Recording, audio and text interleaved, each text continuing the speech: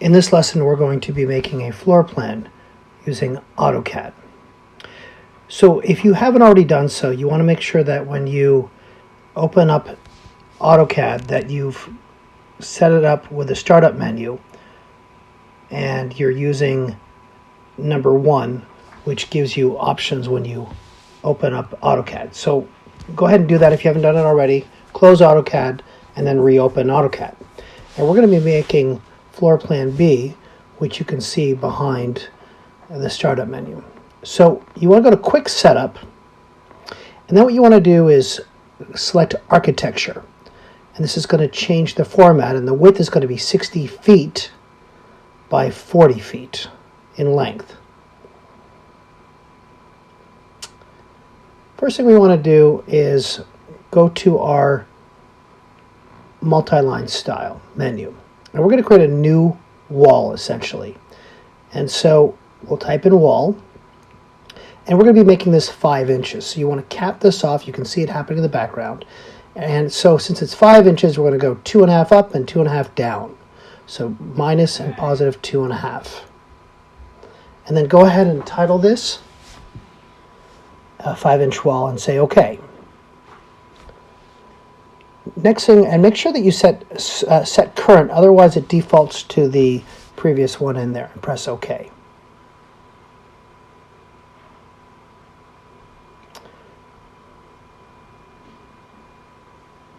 Okay, so the next thing that we're going to do is we're going to go ahead and go to our toolbars and select AutoCAD, and you'll see Object Snap. I kind of use this off and on, but it's a nice way to offset walls and things like that as you're going along. So the thing we want to do is type in layers, and we're going to be working off 4 layers essentially right now. So we're going to type one that says wall, and if you hover over, you'll see it says create new layer. We'll do another one that says dimension, and then the last one we'll do for now is bathroom. All right, and right now it's defaulted onto 0 layer, which is fine. And so we'll minimize that. And so we also need to change the dimension styles. And you can do this as you're going along, but it's actually easiest. You want to make sure you set this up in architecture. And then on my computer, and yours might be different, I need to blow this whole thing up 40%. So scale it up 40. That does everything at once.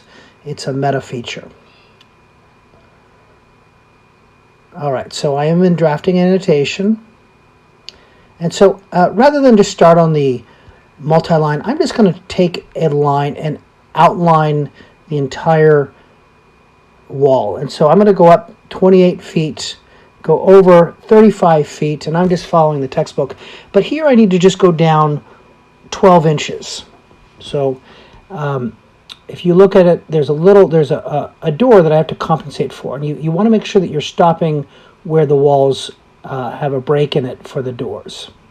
So I'll go ahead and type in either 12 inches, it defaults in inches, or 1 foot, and then press enter.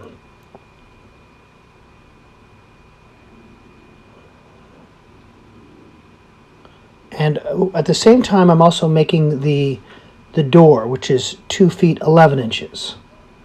And I want to put this, make sure that I'm in my 0, but now I want to dimension this just to confirm everything. So I'm going to turn the dimension layer on, and I'm going to go ahead and dimension this.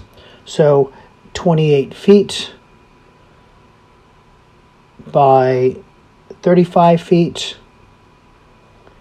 And then that little break there, if I zoom in, should be 1 foot. And then that wall, if you recall, was 2 feet 11 inches.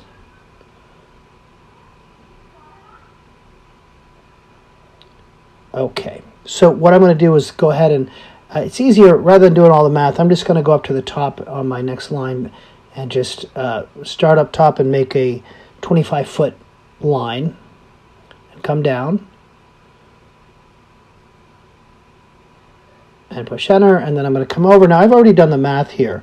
So this is going to be 15 feet 6 inches, and push enter. And then the door there is 3 foot. But what I'm going to do is I'm just going to kind of go to the other side here. And let's go ahead and dimension this. Just make sure everything's accurate. This will save you a lot of time, especially if you do it using the line tool. Then you can just go over it. I find it saves a lot of time. So then I'm going to start where my 0, 0 was and come back, and I'm going to come in 14 feet 8 inches. And then I could just snap to the wall because I know it's flush there, but it should be 3 feet up. And then I have to compensate for the door, and I did the math already. Door's 3 feet, so I want to type in 22 inches here. So just 22, it defaults to inches. And then go ahead and press enter. And hopefully when I dimension this, I should have a door that's 3 foot. Right, so let's go ahead and check it. And sure enough, 3 foot. Now this saves us a lot of time when I start making all these walls, because I already have the dimensions and I just have to fit it in place. All right, so I'm right now dimensioning the way that the FloorPlan B has it, so I'm just saving myself time. And it's also important you have those gaps, if you haven't done that already, between the lines and the dimensions. Okay, so you always want to be making sure that you're working the correct layer when you have these layers on. So now what I'm going to do is I want to start building this, and I'm looking at this overall floor plan. And so let's go ahead and start building the walls here.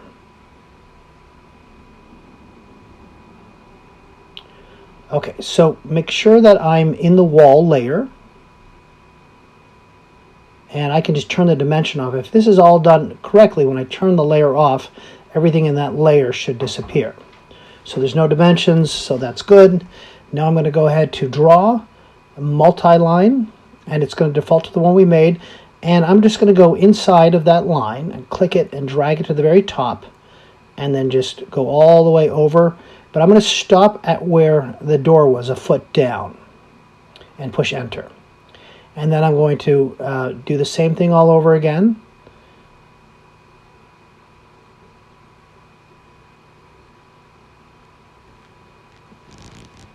All right, you can see where that door is right there. So I'm going to move that line. Okay, so let's go ahead then and go draw multi-line, and I'm just going to skip where that door is, and then come down, and then come over to where the other door is in that break, and then go ahead and push enter and escape. And I'll finish this off. I'll go multi-line, and you want to make sure that it is staying within the line, and go ahead and push enter. Now one thing you'll notice is that the wall doesn't automatically create a gap there. So let's go ahead and just confirm all this before I get too carried away here. So I'm going to turn my dimensions on, and if I'm going to add dimensions, I'll check the box. All right, let's confirm everything here.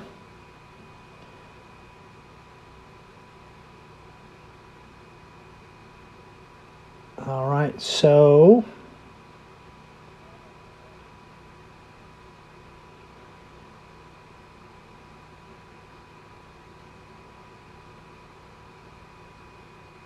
I'm going to go ahead and just make that door there. You also notice that in the image that I'm using, I want to rotate this. So I type in rotate, I select the point that I want to rotate, and I can just freehand this, or you can type in 30 degrees and play around with those things. And while I'm at it, I can just go ahead and eyeball this, which is representing the swing path of the door, and I want to make this so that it's actually part of a circle. All right, so far so good. All right, so let's look at that area. So what I want to do is go to Modify and go Object, and you'll see something that says Multi-Line.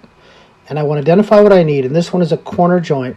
So go ahead and press one wall, and then select the other, and that should disappear.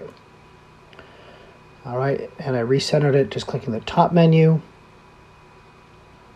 All right, so now what I need to do is figure out where this wall is. It's 12 feet up, 12 feet 10 inches, and 10 feet 7 inches over. So let's make sure that we're going to go ahead and use the 0. So I'm just going to build an outline of this, a construction line, so to speak. I'll go to the inner corner, and then I'm going to go up and point my mouse up and type in 12 foot dash 10. Push enter, and then move it to the right, perpendicular, and type in 10 feet dash 7. Or 10 feet 7, push enter. And then I'm only going to go up 1 foot 1 inches, or 13 inches. So 1 foot 1 inch, push enter. And then hit escape, or let's go ahead and make this door. It's 2 feet 8 inches, so let's type in 2 feet 8 inches. And then we don't need to figure the rest out. We can just go ahead straight up and snap it to that wall, and then push escape. All right, so let's just confirm that. So it's not a bad idea to dimension this as you're going along, just to confirm what you're doing. So if I'm going to do that, I would do the dimension, but let's go ahead and do the wall. So let's make sure that we'll do the dimension first. All right, so that's where I'm in. I'll go up to the dimension on the menu on the ribbon above, and let's go ahead and dimension this. And I'm going to try to do my best to mimic what the drawing is. No sense doing it later if I can do it now. So 10 feet 7, so far so good. And that's the going to be the interior of the wall, and now that's where the door is. And so let's go to the multi-line, and you'll notice though that it's actually falling on the opposite side of the line, but that's okay. So what we do is we select the wall, and then in our properties you'll see that I can change the justification, and in this case we want to do bottom. And so that's not a big deal. And then we want to go ahead and make this gap here. So I'm going to modify, object, multi-line, and this is going to be an open T. So select the walls, and it should go ahead and have a break there. And so let's go ahead and finish this wall off. All right, and you'll notice again it's on the wrong side. No big deal. Push escape. Properties, and then let's change this from top to bottom, and that'll go on the justification will be different. All right. All right, so we also need to dimension this, but let's make sure that it's on the wall layer, because right now it's in dimension. So I can go to the properties and just select the wall, and that will move it over there. And then we want to fix this T up here. So object, multi-line, and I think you guys should hopefully be getting the hang of this now. So I'm going to go ahead and finish this off with adding the dimension, but you should have enough information here. You're essentially just repeating what I'm doing, and you should be in good shape to finish this floor plan B in AutoCAD.